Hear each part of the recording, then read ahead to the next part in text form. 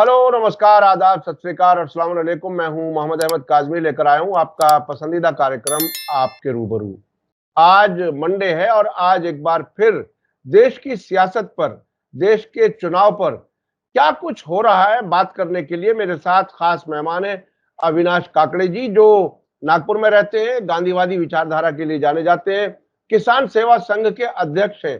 वो इस वक्त चुनाव के दौरान कई राज्यों का दौरा कर चुके हैं और अब भी वो बिहार के बक्सर शहर में हैं। क्या कुछ है देश भर के भ्रमण का नतीजा, क्या कुछ वो इलेक्शन में देख रहे हैं, हम सबसे पहले उस पर बात करेंगे। उसके अलावा ऐसा लगता है कि सुप्रीम कोर्ट अब कुछ बदलते हालात के मुताबिक अपने आप को भी काफी हद तक बदलने के इशारे दे रहा है, उस पर भी हम बात करेंगे। उसके अलावा कोरोना वायरस के खिलाफ जो वैक्सीन आई थी उसके बारे में आप लोग काफी कुछ हर संडे डॉक्टर विश्वरूप राय चौधरी के जरिए बहुत कुछ सुनते हैं। अविनाश काकड़े जी के पास भी कुछ आंकड़े हैं, उस पर भी हम बात करेंगे। अविनाश काकड़े जी, वेलकम है आपका। मीडिया स्टार वर्ल्ड को आप समय दे देते हैं, उसके लिए बहुत बहुत शुक्रिया। आप ये बताइए कि चुनाव को नजदीक से आप देख रहे हैं, हालात बिल्कुल अलग किस्म के हैं, चुनाव बिल्कुल अलग किस्म का है, अपोजिशन पार्टियां इंडिया अलायंस बनाकर के मिलकर के लड़ रही हैं। आपको ग्राउंड जीरो पर क्या कुछ नजर आ रहा है? कई राज्यों का आप दौरा कर चुके हैं, अविनाश काकड़े जी। देखो, मेजर लोग मोदी जी को हराना चाहते हैं, चाहे किसान हो, मजदूर हो, गरीब हो, एससी हो, माइनॉरिटी हो, वो मोदी जी को चाह नहीं रहे। क्योंकि मोदी जी के जो मुद्दे अभी भी जो नए मुद्दे, कल के भाषण में उन्होंने बोला कि राम मंदिर धारा 370 हमने कर दिया, अब समान आचार संहिता लाएंगे, 100 दिनों का एक्शन प्लान देंगे, 2047 में विकसित भारत बनाएंगे। अब विकसित भारत में गरीब, मजदूर, अल्पसंख्यक, किसान, एससी एसटी कहाँ रहेंगे, इसका कोई मतलब नहीं। उन्होंने एक और बात बोला, एक राष्ट्र एक चुनाव, एक पार्टी एक नेता ही रहेगा। दूसरा, नारी वंदना में 2026 में पूरी परिसीमन के आधार पर विधानसभा और विधान परिषद में, लोकसभा में सबको, महिलाओं को आरक्षण मिलेगा। और एक आरोप उन्होंने फिर से जड़ दिया, कांग्रेस कानून लाती थी मगर ठंडे बस्ते में डालती थी। मगर ये नहीं बता रहे कि सीएए, एनआरसी, गौ हत्या बंदी पर इन्होंने क्या किया। एक जगह क्या कर रहे हैं, दूसरी जगह क्या कर रहे हैं। सर, इनके कथनी और करनी में फर्क है, उस पर ज्यादा डिस्कशन करने की मुझे नहीं लगता है कुछ जरूरत है। क्योंकि इतने झूठ बोल चुके हैं मोदी जी कि अब लोगों को वो झूठ का भी ये होने लगे, एलर्जी होने लगे कि हाँ ठीक है, ये बोलेगा तो झूठ ही बोलेगा। मतलब आश्वस्त हो गए लोग कि ये झूठ के सिवाय और कुछ नहीं बोल सकते। हर चीज में वो झूठ ही बोलते हैं और जनहित की कोई बात नहीं करते। इन लोगों को समझ में आ गई। लोग यहाँ तक समझ गए कि मोदी जी की गारंटी मतलब जुमला है, कि मोदी जी कोई गारंटी पूरी करने वाले नहीं है। उन्होंने 15 लाख नहीं दिए, 2 करोड़ रोजगार नहीं दिए, कुछ भी नहीं दिए। महिलाओं की सुरक्षा नहीं कर सके, ये किसी की भी सुरक्षा नहीं कर सके, ये देश को राष्ट्र नहीं बना सके। इस बारे में चर्चा है लोगों में। आज युवा जो है बहुत कम मतदान कर रहा है, वो इसलिए कर रहा है कि सब चोर है। मतलब मतदान के केंद्र तक भी युवा 50% से ज्यादा युवा नहीं जा रहे, जो मोदी जी की पालकी ढोता था, जो मोदी जी के लिए वोटर था, बेसिक वोटर था, वो अभी मतदान केंद्रों पर भी नहीं जा रहा है। ये सिचुएशन है। और इस सिचुएशन में ये जो चुनाव हो रहा है, इस चुनाव में जो जो बातें सामने आ रही कि मोदी कॉन्फिडेंट हो गए कि हम हारने वाले। मैं पिछले वक्त आपको संख्या भी बताया था कि आईबी का रिपोर्ट क्या था, इसका रिपोर्ट क्या था। मगर दूसरी यानी एकदम खतरनाक और विचित्र तरीके की बात ये आ गई है कि चुनाव आयोग में पूनम अग्रवाल नाम की एक पत्रकार ने जब आरटीआई डाला तो उसने कुछ डिटेल पूछा। डिटेल ये पूछा है कि मुझे वो 4 फेज का डाटा चाहिए, डेटा चाहिए। और 4 फेज का डेटा लेकर उन्होंने ये बोला कि ये जो डेटा है, इसके साथ ही मुझे आरटीआई उन्होंने मांगा था और इसकी जानकारी अलग-अलग मांगी थी, क्योंकि उन्होंने कहा कि 350 ऐसी कॉन्स्टिट्यूएंसी थी पिछले वक्त कि जिसमें 350 कॉन्स्टिट्यूएंसी में वोटिंग हुआ था और गणना हुई थी, उसकी संख्या जुड़ी नहीं थी 350 कॉन्स्टिट्यूएंसी में पिछले 2019 के इलेक्शन में। तो इसमें भी ऐसा ना हो, इसलिए उन्होंने पहले से ही प्रिकॉशन लेके एक आरटीआई डाला। और उस आरटीआई में जो जवाब दिया, वो जवाब ये दिया उन्होंने कि हमारे पास में एक भी डाटा नहीं है, और आपको डाटा अगर चाहिए तो आप हर स्टेट में हर अधिकारी के पास में जाइए और उसका सेपरेट सेपरेट फॉर्म 70 का डाटा आप प्रोक्योर कीजिए। तो फिर चुनाव आयोग ने 4 फेज का डाटा जो डिक्लेयर किया, मैंने आपको भेज चुका हूँ वो 4 फेज का डाटा, वो कहाँ से दिया? वो फेक डाटा है क्या? गलत डाटा दिया क्या? चुनाव आयोग क्या हवा में ये मार रहा है क्या? तीर मार रहा है क्या? तो ये किस तरीके से ये देश के साथ में खिलवाड़ है, इसके बारे में जब सुप्रीम कोर्ट में गई, क्योंकि उन्होंने जो सवाल इकट्ठा किए, सवाल पूछे थे कि आपके पास डेटा नहीं है तो ये किस आधार पर आपने घोषित किया? चुनाव से जुड़ी जानकारी अगर आपके पास में नहीं है तो चुनाव आयोग क्या कर रहा है? फिर आपने 4 स्टेप का 4 जो चरण थे उसका डाटा कैसे घोषित किया? और जब चुनाव आयोग ने सुप्रीम कोर्ट के सामने ये बात बोली, तो किया उन्होंने बोला कि 10 दिन का समय लगेगा। जैसा वो एसबीआई का डेटा में उसने बोला था कि 2 महीने लगेंगे, वैसे इन्होंने सुप्रीम कोर्ट के सामने बोला कि कोई भी चुनाव का डाटा और फॉर्म 70 का इंफॉर्मेशन देने के लिए 10 दिन लगेंगे।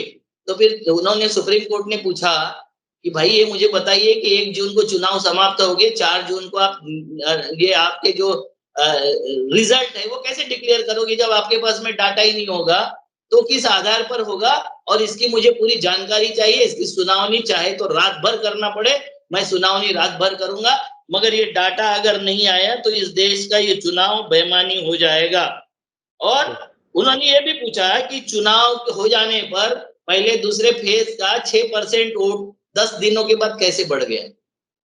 ये बहुत ही आश्चर्यजनक बात है कि कुछ दिनों के बाद में इस तरीके से वोट बढ़ गए। और उन्होंने बताया कि 10-11 दिनों के बाद किस आधार पर ये वोट बढ़ाए गए।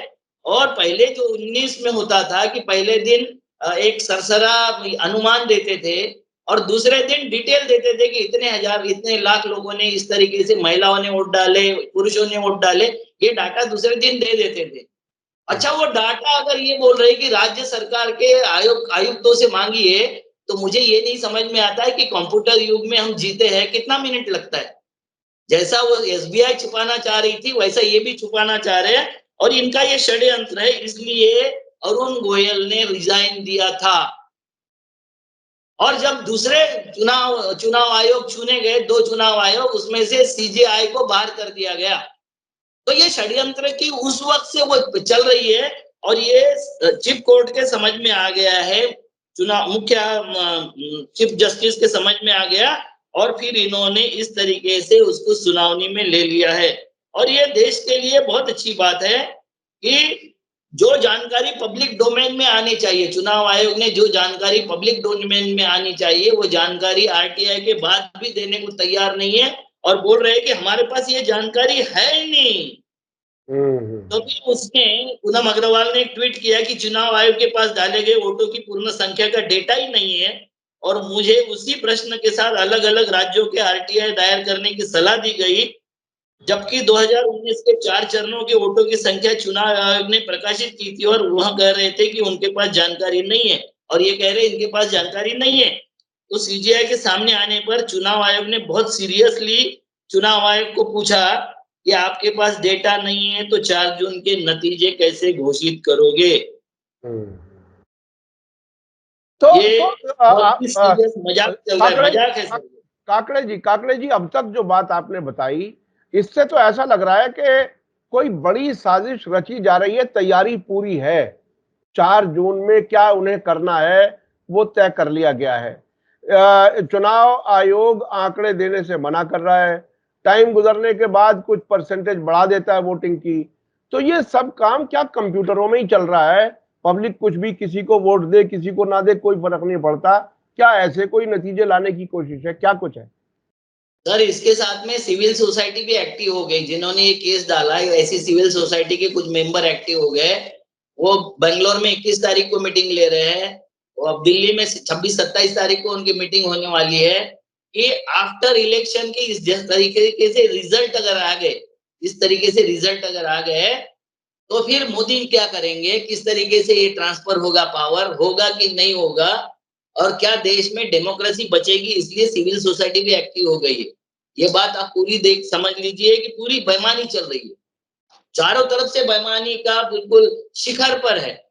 चुनाव आयोग इसमें शामिल हो गया है, ईडी, सीबीआई सारे के सारे शामिल हो गए, इनकम टैक्स डिपार्टमेंट उसमें शामिल हो गया और सरकार के लिए ही काम कर रहा है। ऐसा लगता है कि ये सब सरकार के एजेंट बन के काम कर रहे हैं।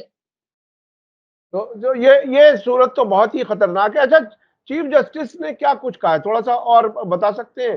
क्या क्या हाँ, क्या वो रेगुलर कई दिन तक इसी पर बहस करेंगे, दिन रात बात करेंगे, सुनवाई करेंगे? क्या कुछ है उनके, उन्होंने क्या कुछ कहा? जैसा उन्होंने एसबीआई को बोला था उसी तरीके से इसको भी बोला कि अगर डाटा नहीं है तो किस आधार पर तुम घोषित करोगे 4 जून को चुनाव, और इसकी सुनवाई करने के लिए जितने प्रश्न है वो सीरियस एलिगेशन है और ये सीरियस एलिगेशन के जवाब तुमको तुरंत देना चाहिए। मैं इसके लिए रात भर भी बैठ के सुनवाई करने को तैयार हूँ। तो तो ये आजकल में ही उनको मोदी चुनना जी के पड़ेगा। लिए मोदी जी के लिए एक बड़ा चैलेंज बन रहे हैं चीफ जस्टिस ऑफ इंडिया। अब ये बताइए कि और कहां कहां से ऐसी खबरें आ रही हैं, क्या कुछ है जिसमें लोगों को और बेहतर ये अंदाज हो सके? आपके नजर में अब बीजेपी को कितनी सीटें मिल सकती हैं? क्या रिजल्ट कैसे हो सकते हैं? क्योंकि 7-8 राज्यों में आप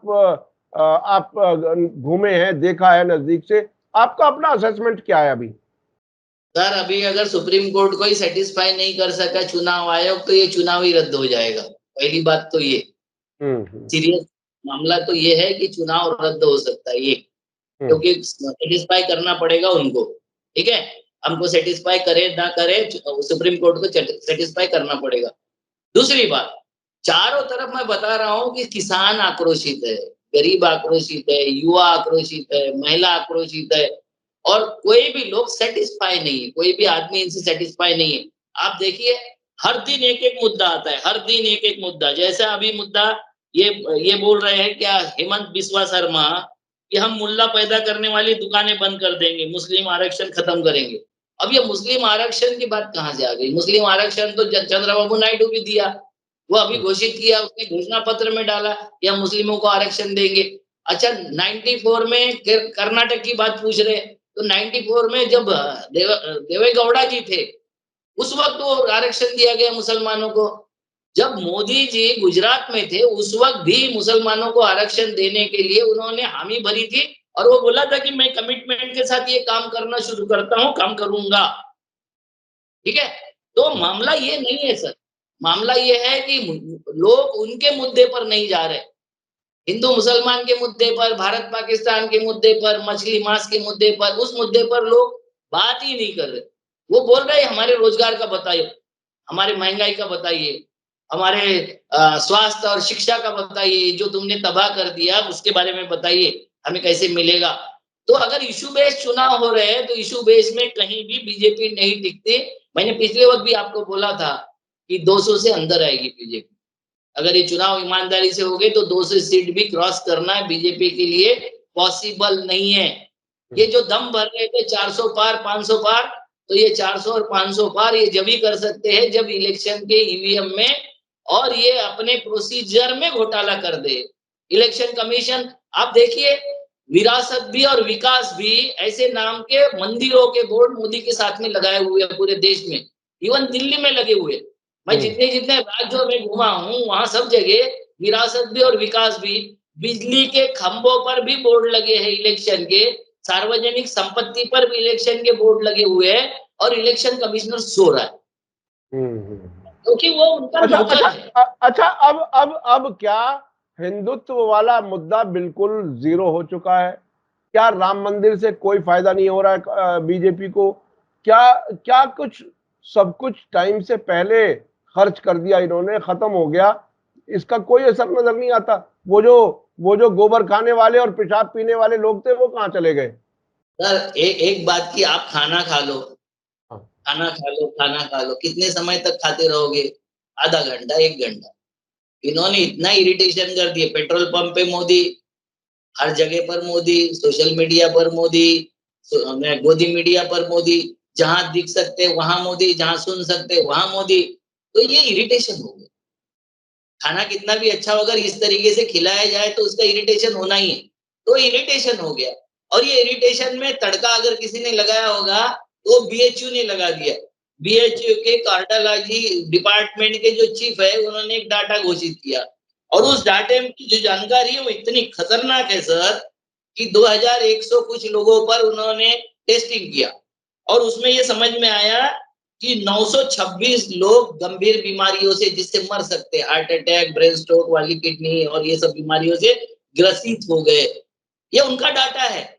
जैसा फॉरेन का डाटा आया था वैसा ये डाटा आ गया। अब वो कार्डियोलॉजी के वो उनसे मिलने गया था चीफ से, मैं बनारस में था जब, वो चेंबर में आ ही नहीं रहे। जैसे ही डाटा घोषित किया, उनके पीछे पूरा का पूरा मोदी गैंग पड़ गई, और उन्होंने ये बताया कि इसमें 635 अल्पवयस्क लड़के हैं। मतलब 926 जो मिले सीरियस लोग, उसमें 635 अल्पवयस्क लोग हैं, और 291 ये वयस्क लोग हैं। आप मुझे बताइए कि बच्चों पर भी ये हालत हो गई, जिसमें फोटो लगा के दिया था कि हमने मुफ्त में दिया, और फोटो था मोदी जी का। अब वो फोटो हटा दिया तो मुफ्त में दवा दी थी, मौत दी थी, क्या दिया था? तो इस पे सीरियस सवाल है, ये सीरियस सवाल है। दूसरी बात, ये जो इन्होंने बोला किसानों को 6,000 रुपए साल के देंगे वगैरह, अब ये जो इंडिया गठबंधन है उसका जो घोषणा पत्र है उसमें उन्होंने तो सीधा 1 लाख बोल दिया। महिलाओं को 1 लाख रुपए साल का देंगे, मतलब 8,500 रुपए महीना देंगे। और जो बेरोजगार है बच्चे, उनको भी उतने 1 लाख रुपए देंगे। तो ये ज्यादा इफेक्ट से उनके पास में जा रहा है, कि ये तो भीख देते थे, ये पेमेंट के तौर पर और स्टाइपेंड के तौर पर दे रहे हैं, और ये लूट के नहीं दे रहे। ये हमारा सब्सिडी हम खत्म नहीं कर रहे, ये हमारा अनुदान खत्म नहीं कर रहे, ये हमसे कुछ नहीं छीन रहे। तो इस पे भी चर्चा है, जहां भी जाते हैं लोग इस पे चर्चा करते हैं। और देख लीजिए, नागपुर में एक मातृ सेवा संघ नाम का एक संस्थान है, जो आरएसएस से संलग्न है। उस संस्थान ने एक महिलाओं का निबंध स्पर्धा रखा। मतलब देख लीजिए किस तरीके से होता है। उसका सब्जेक्ट है कि स्त्री पुरुष समानता के कारण परिवार उद्ध्वस्त होते हैं। क्या चाहते, क्या चाहते? यानी और औरतों से ही उन्हीं के खिलाफ बात लिखवाई जा रही है। ये भी एक बहुत ही इंटरेस्टिंग है। यानी औरत जो है वो अपने आप को बराबरी का हक ना मांगे परिवार में, या वो असर्टिव ना हो, या वो मजबूत ना हो। ये तो फिर बेटी बचाओ बेटी पढ़ाओ, ये सारी कहानियां सारी अब वो तो टेलीप्रॉम्प्टर की गलती है साहब। वो गुजराती हैं, वो हिंदी में पढ़ने में उनसे गलती हो गई होगी। पढ़ाओ की जगह पटाओ, टा और अढ़ा तकरीबन एक जैसा ही मिलता है। वो टेलीप्रॉम्प्टर में भी तो गलती कर लेते हैं वो। तो खैर, वो जो एक दावा है कि महिलाओं का सशक्तिकरण, और लक्ष्मी और कौन कौन से ऐसी स्कीम लेकर के आए, वो सब महिलाओं का सशक्तिकरण इन्होंने पहलवानों के साथ में क्या किया वो तो पता है। मणिपुर की महिलाओं के साथ में कितना सशक्तिकरण किया है, सेंगर ने कितना सशक्तिकरण किया है आपको पता है, बिल्किस बानो का कितना सशक्तिकरण हुआ आपको पता है, आसिफा के साथ में कितना सशक्तिकरण हुआ उनको पता है। ये बहुत सशक्तिकरण कर रहे हैं, और ये महिलाएं समझ गई है सर। बात ये है कि महिलाएं समझ गई है कि इनके लिए महिलाएं, मुस्लिम महिलाएं या हिंदू महिलाएं की बात नहीं होती है। इनके लिए महिलाएं यही चीज है। और जो भी धार्मिक कट्टर हो गए, किसी भी धर्म के हो, महिलाएं उपयोग की चीज होती है, और धर्म फैलाने के लिए और कट्टरता थोपने के लिए वो इंस्ट्रूमेंट होती है मात्र। वो अगर अगर उसको इज्जत ना दी जाए, उसको बराबरी का हक ना दिया जाए, वो कैसे कैसे कोई देश आगे बढ़ सकता है। अच्छा, अब ये बताइए, जो किसान इतनी बड़ी तादाद में प्रोटेस्ट के दौरान मारे गए, क्या क्या अब किसानों पर और जवानों पर, जिनको अग्निवीर के जरिए 4 साल की नौकरी देने की बात इस सरकार ने की, वो सारी चीजें होने के बावजूद बीजेपी का कौन सा ऐसा अट्रैक्शन है जिसके लिए वोट करे कोई? मतलब कोई कहीं कोई ऐसा लगता है आपको कि इनका कोई भी जो जो इलेक्शन में वादा है, कोई एक वादा भी ऐसा है जिसके लिए वाकई कोई वोट करे, अगर उस तरह से भी सोचा जाए तो? सर 3 जगह के किसान आंदोलन में देख चुका हूँ। हाँ। एक तो जो बॉर्डर पर चल रहा है हरियाणा पंजाब वाले, हम्म, दूसरा है यहाँ का इसी डिस्ट्रिक्ट में बक्सर डिस्ट्रिक्ट में चौसा का आंदोलन। हम्म, एनटीपीसी ने जमीन अधिग्रहित की। सर 90 साल की लड़की माने महिला, वृद्ध महिला से लेके तो 6 महीने की बेटी तक सबके सर फोड़ दिए, सबके हाथ पैर तोड़ दिए पुलिस वालों ने। उनके चूल्हे तोड़ दिए, उनके झोपड़े झुग्गियां तोड़ दिए, उनके पूरे घर उद्ध्वस्त कर दिए और इस बुरी तरीके से पीटा कि वो पुलिस की गाड़ी देखी कि भागते हैं जंगल में। मतलब नजदीक आने को तैयार नहीं, वार्तालाप करने को तैयार नहीं। वो सिक्योरिटी अगर आपके साथ में है तो आने को तैयार नहीं है। ये अंग्रेजों के जमाने में हुआ था, ये मैं सुनता था। 42 में उन्होंने जिस तरीके से दमन चक्र शुरू किया था उस वक्त ये हुआ था। ये दमन चक्र इस वक्त चल रहा है और ये दमन चक्र में यहाँ के नीतीश कुमार सरकार ने भी ऐसी बात कर दिया था कि किसान की मंडी समाप्त कर दिया था, तो एमएसपी मिलेगा कहाँ? इसलिए यहाँ का किसान वैसे ही दुखी है। यहाँ के किसी किसान को एमएसपी नहीं मिलती है और ये एमएसपी का मुद्दा ज्यादा अट्रैक्ट कर रहा है किसानों को कि अगर हमको एमएसपी की गारंटी मिल जाए तो हमारा जीवन थोड़ा सुखी हो सकता है। और आपने हमसे पहले कई बार बताया महाराष्ट्र में भी किसानों के साथ क्या होता है, जब फसल आती है प्याज की और कॉटन की, उसी वक्त वो सस्ती भी कर दी जाती है और बाहर बाहर जाने नहीं दी जाती, और जब सब कुछ माल उनके दोस्तों के गोदाम में पहुंच जाता है तब वो एक्सपोर्ट भी खुल जाता है और रेट भी बढ़ जाते हैं। तो ये और फिर ये करप्शन मिटाने वाले थे नोटबंदी से, कानूनों से, ईडी से, आईडी से। आपको एक चलते चलते खबर बता देता हूँ कि एक जीएसटी कमिश्नर है चंद्रकांत वळवी, ये गुजरात में है जीएसटी कमिश्नर। इन्होंने हमारे महाराष्ट्र के सातारा डिस्ट्रिक्ट के महाबलेश्वर का एक झड़ानी करके एक गांव है, उसकी सारी की सारी जमीन खरीद ली, पूरी गांव खरीद लिया और उसमें झेडपी से, जिला पंचायत से सारे सुविधा, मतलब बिजली, पानी, सड़क, सारी सुविधा सरकारी पैसे से अपने जमीन में बनवा ली। यह है गुजरात मॉडल। गुजरात के हैं तो सब कुछ मुमकिन है। देखिए अब इस तरह से क्या समझना पड़ेगा, गुजरात के हैं तो मोदी जी का संरक्षण उन्हें मिलना है और गुजरात के हैं तो जो चाहे वो करें। अब यहां तक बात पहुंच गई कि गांव, देखो ये किसी को भी फंसाने के लिए कैसे षड्यंत्र करते, वो एक षड्यंत्र बंगाल का संदेश खाली का आपके सामने आया था।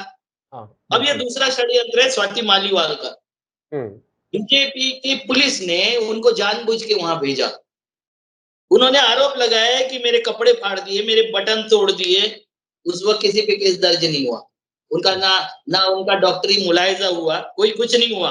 और वो खुद चैलेंज कर रही है कि बच्चे मैं तेरी नौकरी खा जाऊंगा। ओपीए को चैलेंज कर रही है, बच्चे मैं तेरी नौकरी खा जाऊंगी और मैं तमाशा खड़ा करने आई हूँ। वो बोल रही है, वो वीडियो वायरल हो रहे हैं। अब वो वीडियो सामने आ रहे हैं और मुझे उठा के बाहर फेंक दो। वो चैलेंज दे रही है कि मुझे उठा के बाहर फेंक लो। और उस तरीके से ये षड्यंत्र पूर्वक इसलिए आई थी, बिना अपॉइंटमेंट आई थी कि अरविंद केजरीवाल को इसमें महिला के छेड़छाड़ में फंसाया जा सके। आप देखिए सर, आपके घर का आदमी, आपने जिसको सब कुछ दिया, ऐसा आदमी जिसको महिला आयोग का चेयरमैन बनाया, जिसको आपने सांसद बनाया, वो आदमी बीजेपी के षड्यंत्र में फंसकर, और षड्यंत्र में फंस गई या इन्होंने जो इरेगुलरिटी की थी उसकी इंक्वायरी चल रही है, वो इंक्वायरी से बचने के लिए इन्होंने किया, ये हमको नहीं पता। लेकिन एक बात तो महसूस होती है साहब इस वाकये से। पहली बार में तो वो संजय सिंह पहली प्रेस कॉन्फ्रेंस में वो बातें कह गए, शायद उन्होंने ये एक्सेप्ट कर लिया कि केजरीवाल जी का जो मुंशी हैं, सेक्रेटरी हैं, उन्होंने गलती की। लेकिन दूसरे दिन ही उनकी एक और जो लीडर है महिला, उन्होंने खुल करके सब बताया कि ये कितनी बड़ी साजिश है।